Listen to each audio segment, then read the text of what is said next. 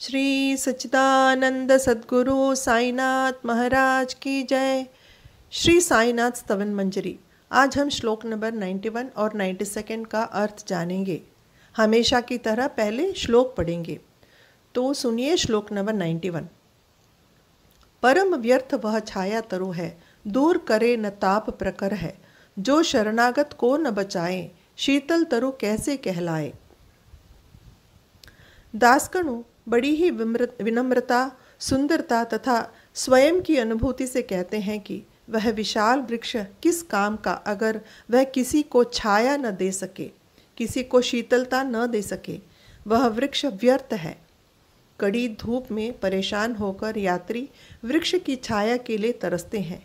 वही वृक्ष ने अगर यात्री के उस तपन को कम नहीं किया, तो वह वृक्ष या वह तरुवर ही व्यर्थ है।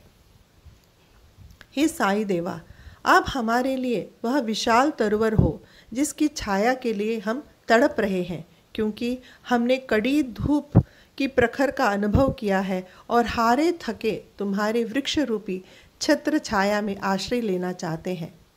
बड़ी आस लेकर आए हैं साईं। आपकी कृपा को हम उस घने विशाल वृक्ष की छाया मानते हैं।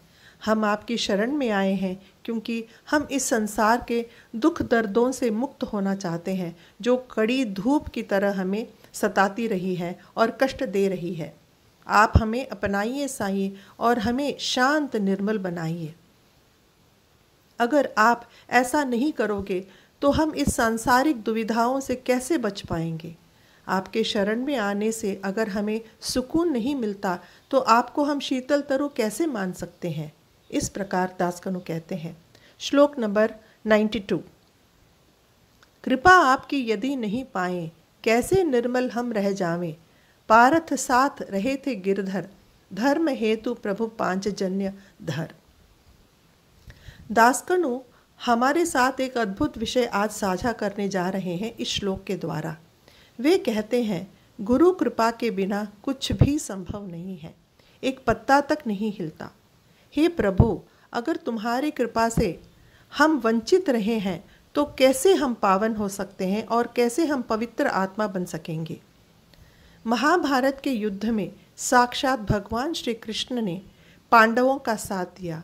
श्री कृष्ण अर्जुन के रथ के सारथी बने। गोवर्धन गिरि पर्वत को जिसने अपनी छोटी उंगली में धारण किया था, स्वयं उसी भगवान ने आज लोक कल्याण के लिए पांडवों का पक्ष लिया और उनकी सहायता करना शुरू किया। धर्म की स्थापना करने के लिए प्रभु श्री कृष्ण ने पांचजन्य जो शंख होता है उसे हाथ में धारण किया और युद्ध की घोषणा स्वयं की, और युद्ध में पांडवों का सहयोग भी दिया।